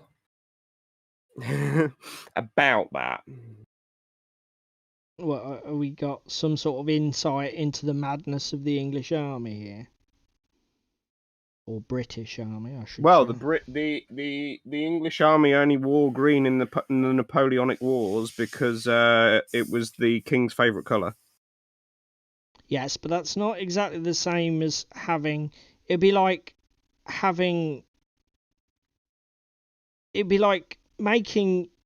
You know, like you get them comedy trousers that have got Velcro up the back so you can rip them off. What, the Magic Mike trousers? Yeah. It would be like saying, well, we're going to give the English army these. Why? Well, just because they're the fussiest, most fucking. But what? But why would they need them? Well, no, obviously they don't need them, obviously, but let's but just do that. we can't talk about the English army and giving them pointless things because the bloody. You see the chat. Yeah, I've seen the chat. I need to I'm not rising to the bait. Do you know what, Crispin? We might have a business opportunity there. Airbrush laxative. That's maybe we should chat on Messenger. We could be millionaires in a year, or completely and utterly broke. Either or. I can't think of a good brand name though. Airbrush laxative gives you the squirts.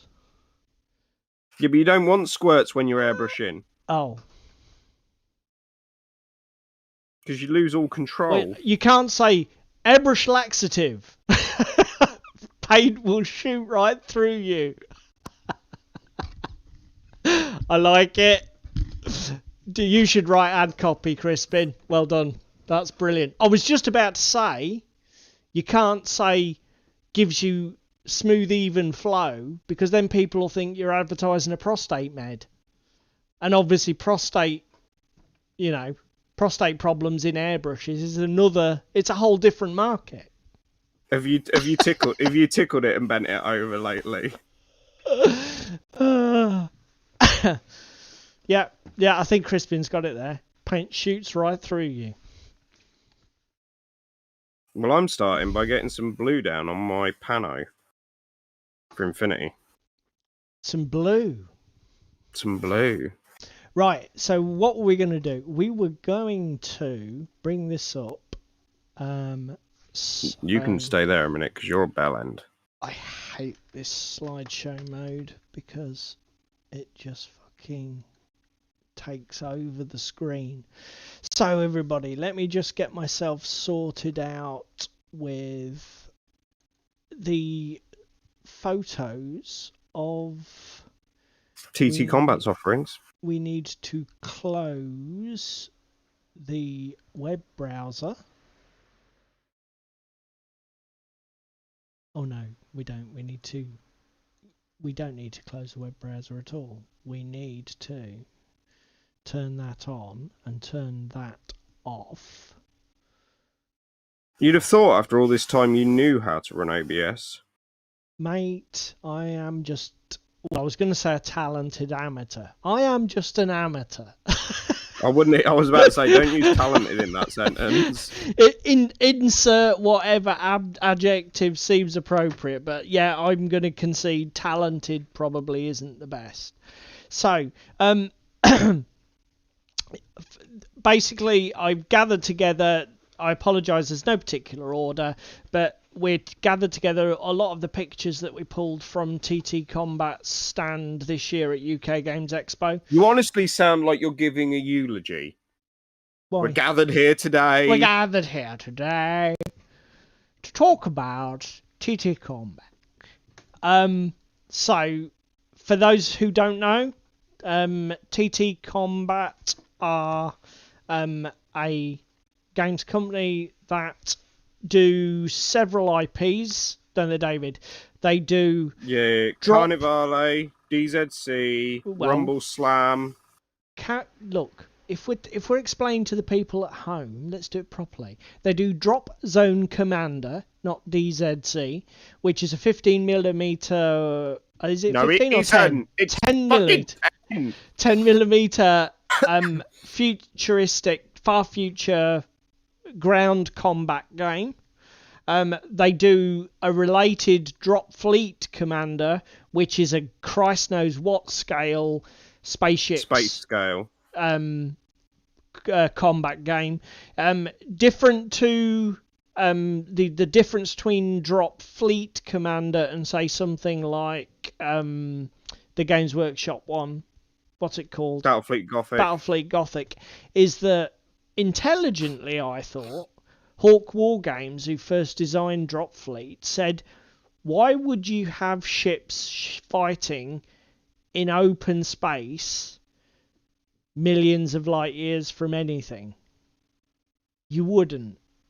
If space combat were a thing, it would be based near or around the assets that people want to control in space, which are planets.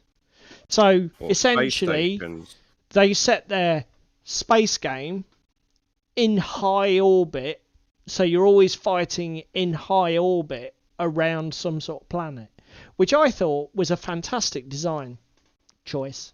And you can drop down into low orbit or even into orbit, into atmosphere. Yeah, I mean, you can change your height within the game space, and that has an impact on the game mechanics, doesn't it, David? I've only played it once. If you get immobilized in high orbit and you're a certain weight class, you start deteriorating, and if you're over a certain weight class when you enter the atmosphere, basically you burn up and die. Yeah. So you better get those engines restarted quick, boy. So they also do Rumble Slam, which is a wrestling miniatures game based with a fantasy aesthetic, all orcs and goblins, but everybody dressed basically as Mexican wrestlers. They do Carnivale, which is a weird sort of gothic horror game based in 16th century Venice after an apocalypse. The Rent in the Sky, as they like to call it. And those are the only... What other games do they do? They do just minis as well, so they do... I think that's all of their game assets, but like David says, they do minis without a home, don't they? So they've done like... TT Halflings in Space is a Kickstarter they've just completed. They've got a huge range of fantasy halflings. They've got quite a few other outliers.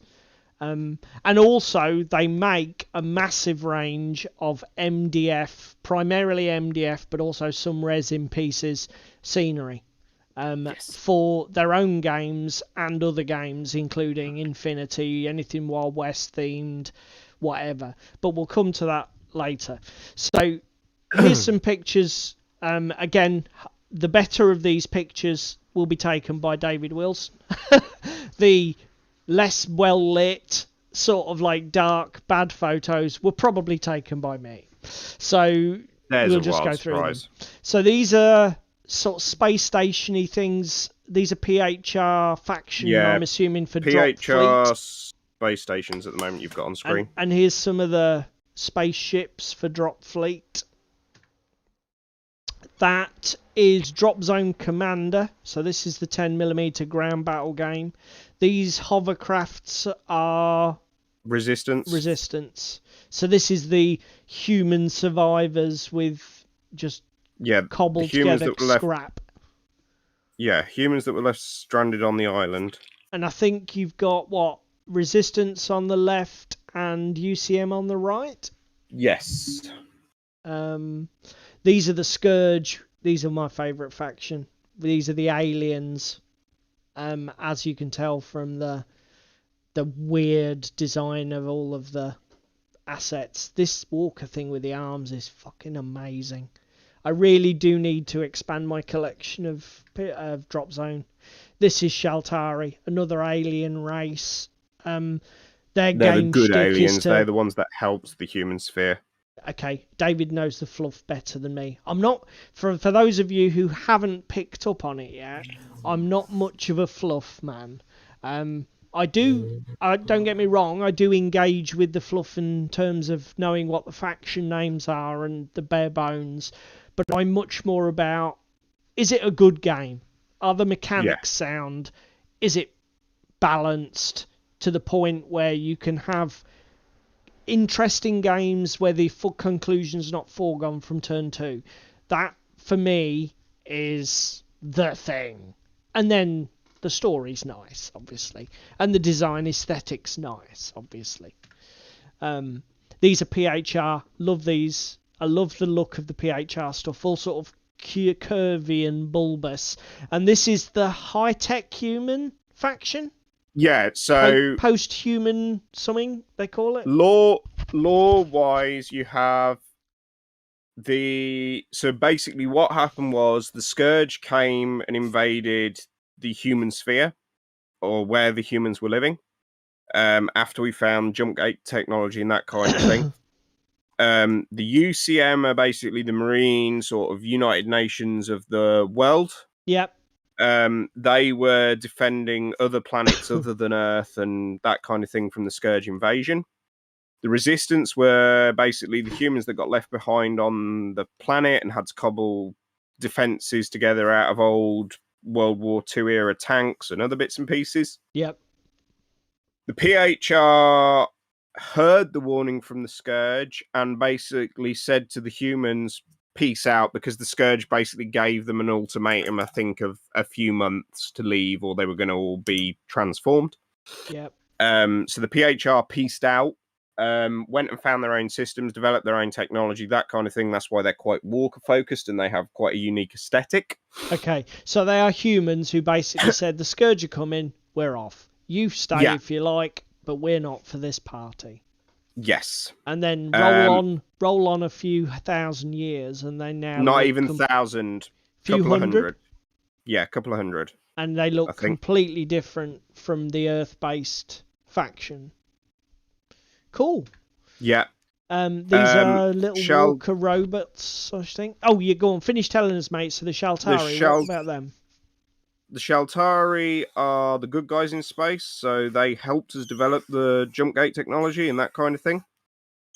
Basically, they were good aliens, they were good ambassadors, and they were helping us get a seat at like the not international, galactic table. Intergalactic. Well, that was the plan. Yep.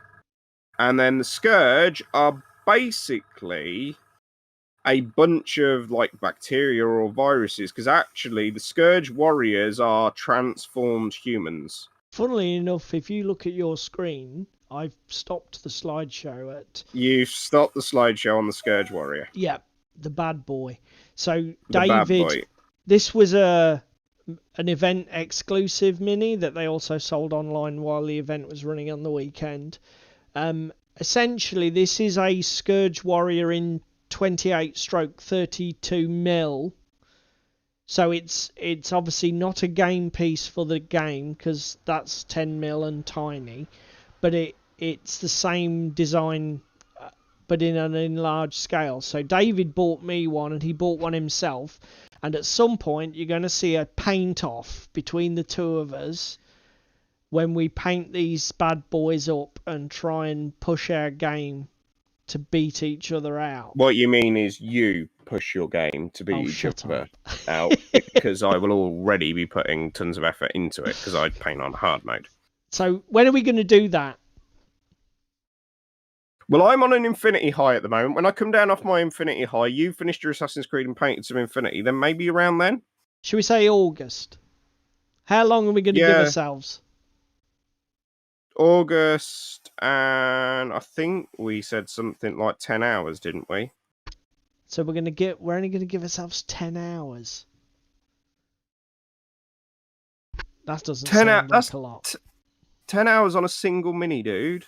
Yeah, that doesn't sound much. Not to really go a game. You're just bringing amateur numbers to the table now. I thought you wanted a bit of a speed paint. No, not for this. This is the opposite. No, what I'm saying is, though, I thought you wanted it so it wasn't a ridiculous, like, 24-hour deadline or whatever we happened to spend on it. I thought you wanted me to also push myself a little bit and get more comfortable at painting high quality at speed. Yeah.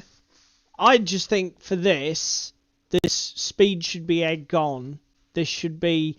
I think what we should do is we should, over August, every live stream in August, we should feature this model for everybody and show our progress and absolutely fucking hammer it.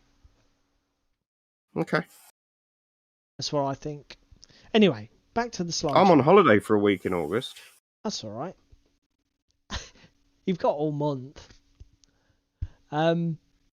So that's PHR. More Drop Zone Commander. I mean, we've played Drop Fleet once, and I didn't really like the game. But I tell you what, David and I did discuss recently was Billion Suns, which I believe Yes. isn't it the same guy who does the Gaslands game? Yes, it is. I do apologise, but I don't know his name. Or Mark Hutchinson.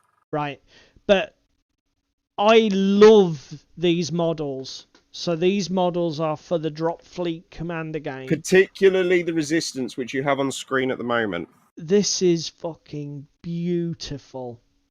I love this model, but I don't particularly love the game. But can you imagine buying these and playing Billion Suns with them? Because I can. Look, these are the best spaceship models I think I've seen. Look at that! I'm assuming that's some sort of space station. That is so good. So good. Right. So, as we mentioned at the top of the show, one of the things Crispin's saying we need to remain mates when we have a paint off. I mean, yeah, Crispin, we've done shit like this before of challenge each other. I've pushed Paul, Paul's pushed me. We all end up calling each other pretty names, but we all make up in the end, don't we, mate? Yeah, I mean, to be fair, it's models. David and I have known each other long enough now that we can rip the shit out of each other and it all stay friends. And I mean, you've even come and rescued me at 2 a.m. when my fucking car ran out of battery. Yeah. So don't ask, mate. Don't ask. On the After Dark episode one day, I'll tell you all about it. So one of the things, as we mentioned at the top of the show about TTCombat, is that they do these board deals of their themed terrain at the event. So what I've got the next set of photos are the summary card, which shows the price and the scenery range, and then I did a step back table shot to give you a rough idea of what's going on. So here you've got like a tumble down gothic ruin set for fantasy, £100 for that lot. And these, to be fair, they're all about that price, aren't they, usually at the show? I think they are the same price, but we'll see from the cards because I photographed all of them this year. I think they're all the same price, and they lay them out on these areas which are what, mate, 3x3, or are they 4x4? 3x3 or 4x4. It depends on the table setup they have. I think this year they had slightly smaller area for this than they did the other year. Yeah, I think these everything were laid got out. shoehorned onto a 3x3 this year. Yeah, so to give everybody an idea of coverage, the area that you're seeing, see if my mouse pointer will come through on the video, this area is roughly, I think, 3x3. Okay? And obviously everything that you can see here is in the £100 price ticket. And what you do is you basically pay your money on the day, you go to the till, tell them which one you want, pay your money, and they post it to your home after the event. This year there can occasionally be a slight delay if there's sets that they haven't released yet, because they'll have just done a initial release and assembly to take to the show, and then you'll typically get it a little later, because that's what happened with my DZC board. My DZC board turned up probably about 8-9 weeks after the show, because they were just finalizing the design on a couple of things for the table itself. Yeah, and like David says, that varies greatly, because this year mine took 8 days. It was literally here the week after I got back. So sometimes the turnaround on them is very quick. This was the one I bought. This is obviously designed... I mean, let's step back a bit. This is not designed for any particular game. It is just ruined pseudo-medieval fantasy style. But Frostgrave, Mordheim, yeah, AOS, anything like that. Anything that you want to play on a ruined city board. I mean, to be fair, this central tower seems to match description of the tower that's needed for the Frostgrave scenario. So I think reading between the lines, I think the old designers have had Frostgrave in mind probably when they put this together. Obviously, you just need to snow it up. If you don't snow it up, works for more time. Snow it up and it still works for more time. Well, true, I guess. This is the one I went for this year, Carnivale, because this was the game I was getting into. So this terrain set's a little bit different to the others in that you get these raised platform ground areas, but that's because obviously Carnivale is designed to be played on a water mat, so that you've got your canals and stuff. So it's meant to be played. Yes, go on, mate. Meant to be played in like Venice, isn't it? That's it is in Venice. Behind it. So generally, people build their tables on water mats, and so you need the ground cover, hence the elevated sort of walkways. And you need the open areas for swimming through. I'll be honest, the reason I bought this table deal was I loved the idea of the ships moored in this large lagoon. Because obviously when you see Carnivale tables traditionally online or in battle reports, they do the canal thing. So it's a lot of land and then maybe a couple of waterways that intersect with bridges. But obviously in the rules of Carnivale, the rules for jumping and doing that sort of parkour style movement are covered really well.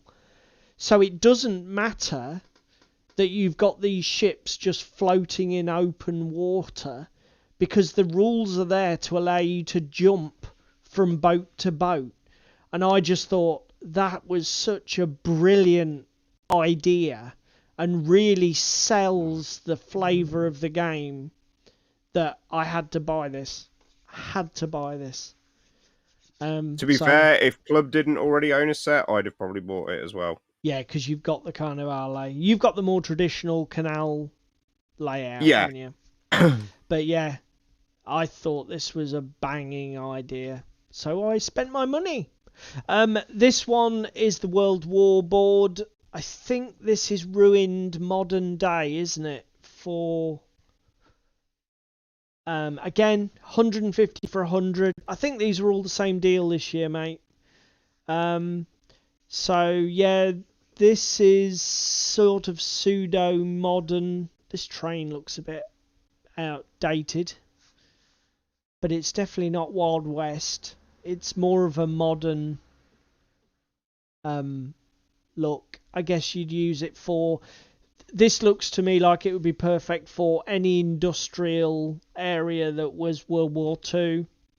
Eastern Front. Yeah, I mean, certainly the train is the only thing that's a little bit, because that looks sort of like 1800s steam locomotive, not a fucking to 20th century diesel locomotive, which is what it would probably have been.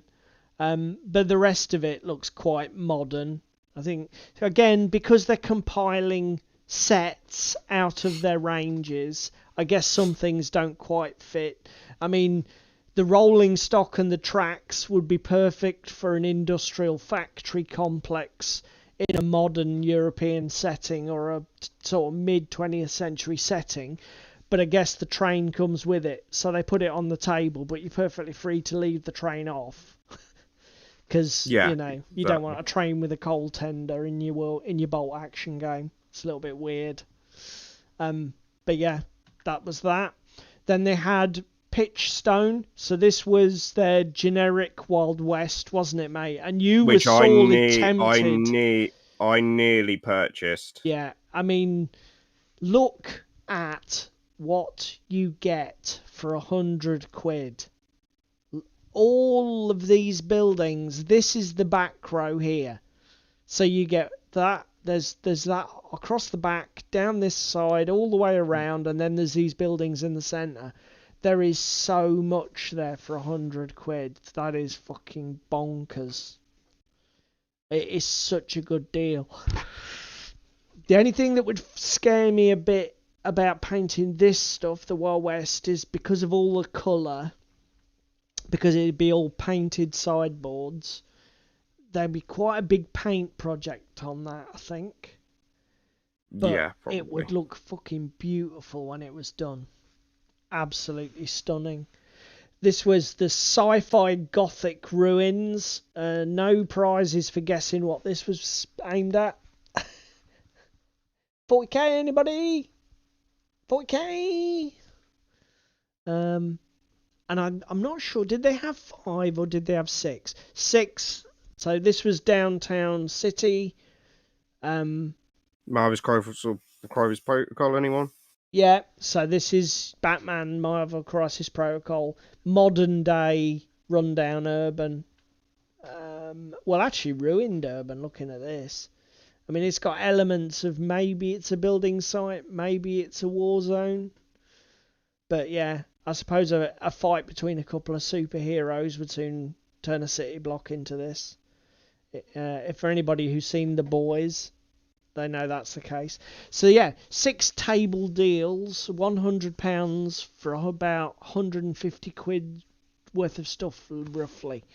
And you can see there's quite a bit of variation. This one is pretty light on the scatter pieces, but with lots of large buildings.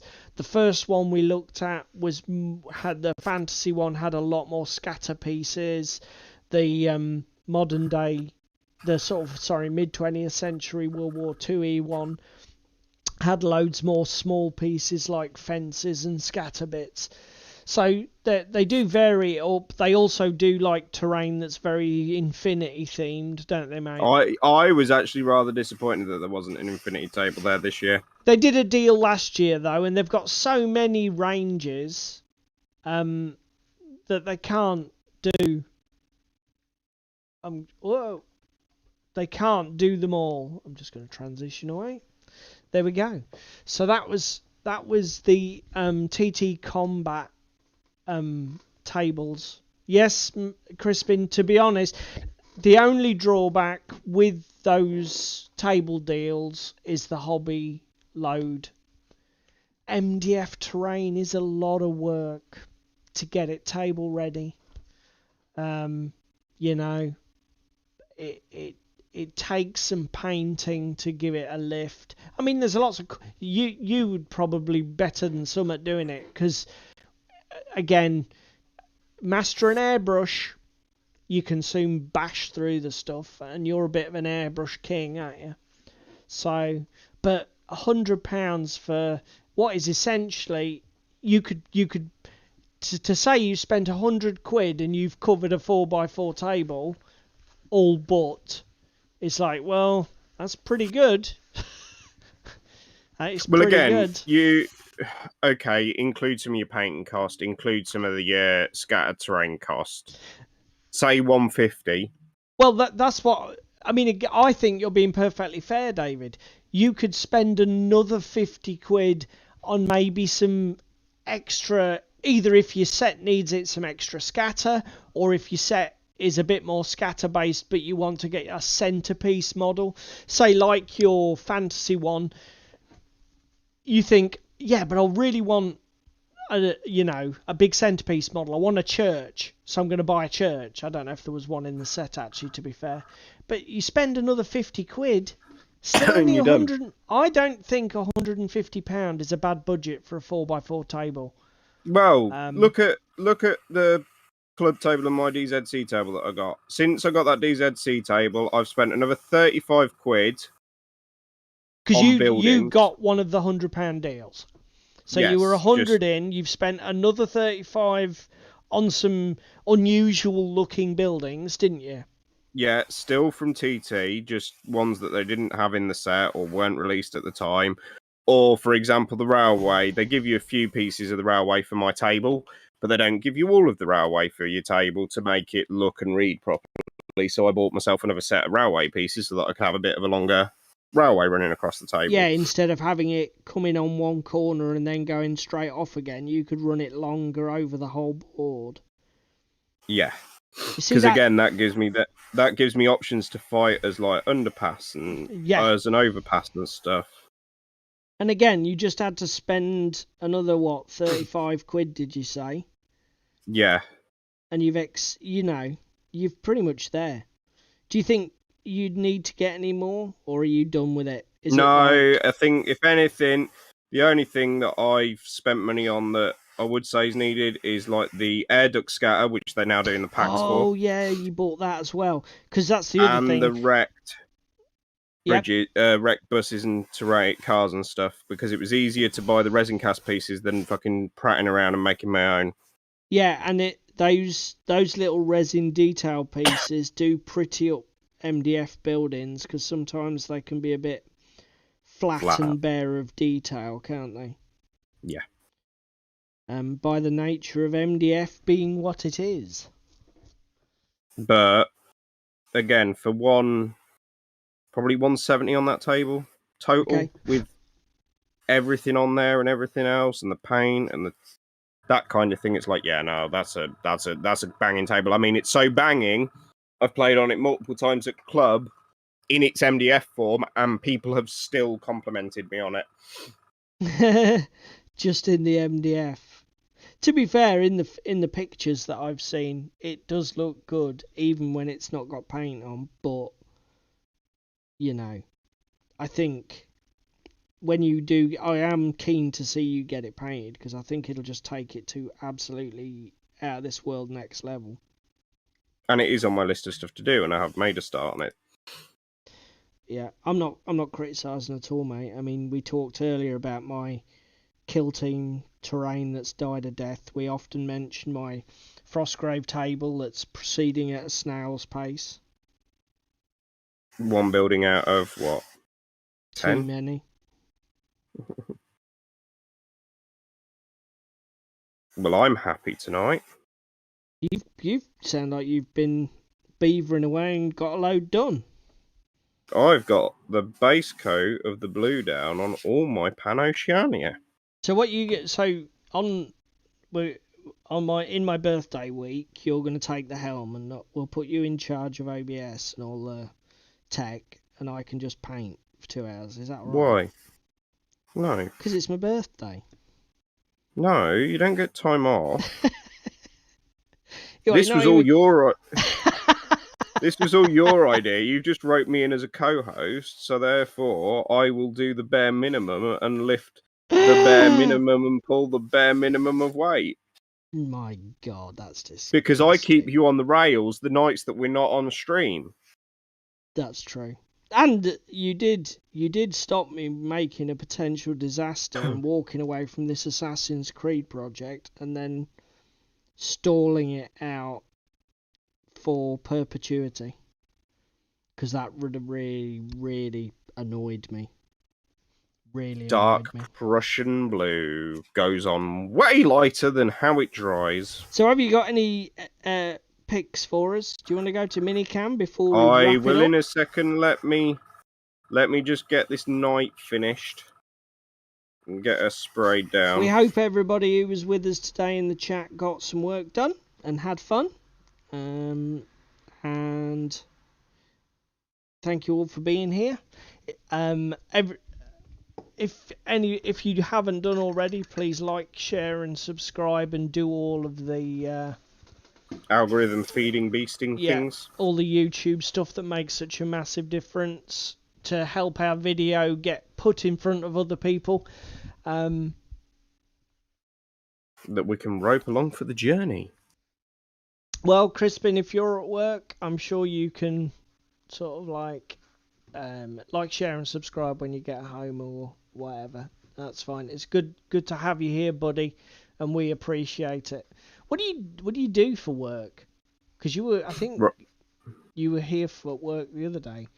Is it office based or? If you would like to come down to the mini cam, I tell you what, on OTT Crispin, I am War Boss D, so that's War Boss with a D after it.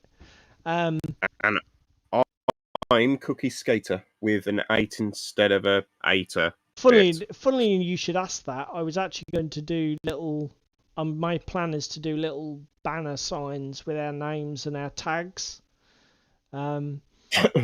So right, you're ready for mini cam, are you, sir? I am ready for the minicam. So I have to do close cams. David close cam. Transition. There we go, everybody. So I know it doesn't look like a lot because it's dark Prussian blue over a black prime. So there's a bit of blue there. Yeah, you can tell. It looks quite purpley, but that's, like you say, because it's over black and it's dark Prussian blue. And these are your Pano Infinity. I love Fusiliers. those. I must confess, I do love those new Infinity bases. Well, these aren't Infinity bases. These are Corvus Games Terrain Infinity bases. Oh, they're not stock. These are special No, David's. these are 3D printed. These are David's pimp. Look, he's pimping all his stuff out. What? These are David's pimp ones because when David pimps them properly, they end up like this. They end up like this. Snow effects for Operation Kaldstrom. He's dropped it. I know I dropped it. Luckily, I didn't. I did bend the knife. Crispin's just asked what paints you're using, mate. I imagine it's model colour. Dark Prussian yeah, blue. Vallejo, yep. Dark Prussian blue. And then little details like the little C4 that you can just paint in poppy, bright red pro acrylic colours. But yeah, I'm using... We will do, Crispin. We'll comment on the Facebook. Vallejo Dark Prussian blue, and then that's going to be mixed with some of this, which is blue-green, which looks nothing like it does actually in person. That looks more like sky blue on the stream than on... It's very blue. Yeah, it's not that blue. But to be fair, I can tell blue-green it is. I can tell how light that dark Prussian looks, that there's serious colour balance issues there, because there's no way that's that light. So what have you done? You've basically just done a base coated them. blue on everything in the faction? Everything in the pano other than the remotes and I think it's the Borg. Because he's got to go on a 40mm base and I need to print him some 40mm bases. Okay.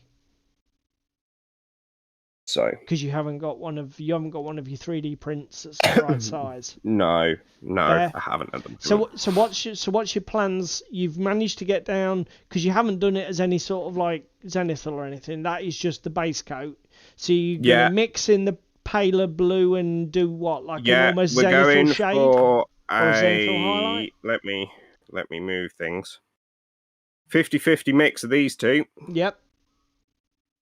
Then into the blue-green as an edge highlight, and that with a bit of white in as another zenithal, and then that with the white in, or even just pale grey blue as a edge highlight colour. Yeah. Then the trousers on the Fusiliers. Adding the white, because you like that Angel Heralda's almost washed out pastel look, don't you? Well, you say that, but then if Matey Boy here can be lit slightly more appropriately, there we go. He's not too bad. No, he's not too pastel. No, he's not pastel at all. He's got so this is orange rust model air. Then the yellow model air, I can't remember what it's called off the top of my head.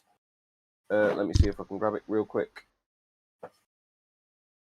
No, that's matte varnish. Well done, David. Then sun yellow. Okay. And then it's a sun yellow with ice yellow on the edge highlights, and then ice yellow in just specular places. So the first two steps are airbrush, everything else is brush. Yep. Oh, and there's a wash step in there as well. But and then I think the green, can't remember what green it is, but that's got ice yellow in it as a highlight colour, and then I went real sadist and put camo on the back of my Dauphin. Because that's the way you roll. Let's have a look at the camo up close. Let's have a look at the camo up close. Let's see if I can get him. Oh, sorry guys at home for deafening you.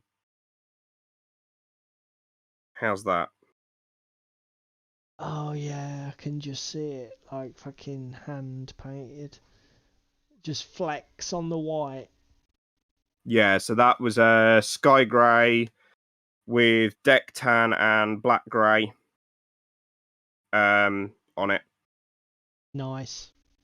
Really nice. But I think it really worked to tie it in together, because the other thing it also did with him, by putting the deck tan and stuff into it and keeping it in that lighter grey, tied him in with the Zanshi, who's wearing a deck tan fur coat.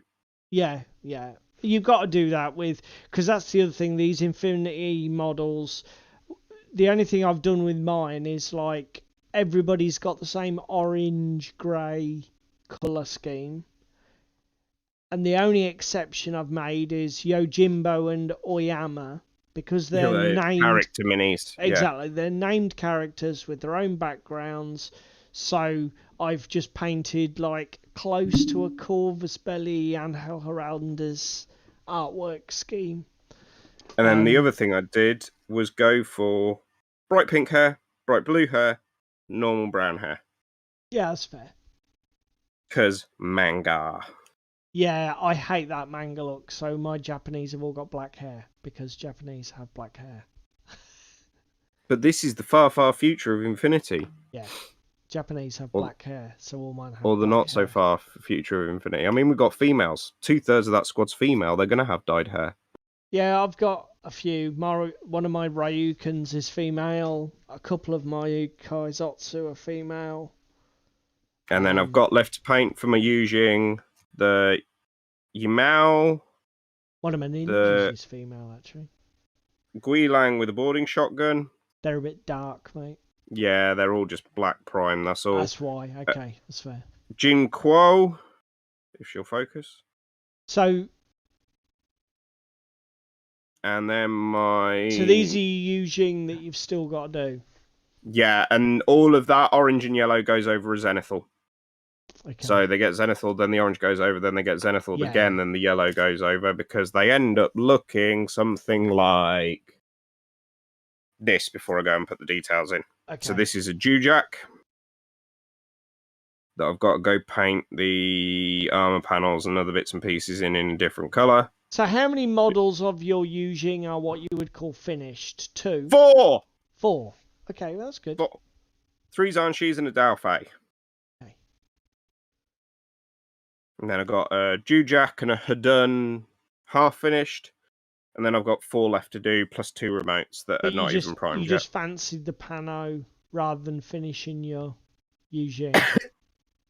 Well, the other reason I'm saying I'm fancying my Pano is I need to lend some of them to Ricky for our game this week. Oh, gotcha. Because we're upping the points level. I'm going to transition away from your minicam, mate. If you're done. Before we give people motion sickness. Oh, yeah. Which will be cured next week, boys and girls. I see, said the blind man to his deaf daughter. So that's why that project's been pulled forward, because effectively you need to lend Ricky the miniatures for your games. Yeah. Gotcha. To get the points up to 300 for his hack. Gotcha.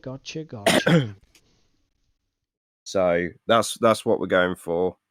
And the other reason is I thought, well, if I prime them black and throw some blue paint down on them, it'll at least help Ricky see them better on the table, because jet black minis are extremely hard to tell the difference on what they actually are. Oh, right. When they've got a bit of colour on them and highlighting, it's easier to differentiate between what's a Fusilier, what's a stand-in Tuareg, that kind of thing. Yeah, got you. And again, particularly with Infinity, because the models are realistically sculpted. Yeah. They don't, it's like you say, if to take something like Games Workshop, where there's no element of realism to it at all. If you take units in the Necron army, a good example, nothing looks like anything else. They all look completely unique, which is pretty bloody unlikely from any kind of realistic standpoint, but it makes identifying things easy. Whereas with Infinity, well, again, it's like that's a guy with a gun. That's a guy with a gun whose armor looks heavier. It can sometimes be tricky to tell what's what. again, it's like I've got a Pano sniper boy that I'm going to stand in as a Tuareg sniper boy for Ricky. Yeah. Just because Ricky wants to bring another sniper at the next points level up, because Ricky thinks that it will help him. Remains to be seen. Yeah, I think he's wrong, but we'll see. Well, we'll find out. Yep. And that will be brought to you on next week's hobby stream. Right. So speaking of that, and what Paul said earlier, like, share, subscribe, feed the YouTube beast, and have a good week in hobby, because we'll see you all same time, same place next week. We will indeed. So enjoy yourselves, everybody, and we will see you in a week's time. Ta-ta! Bye.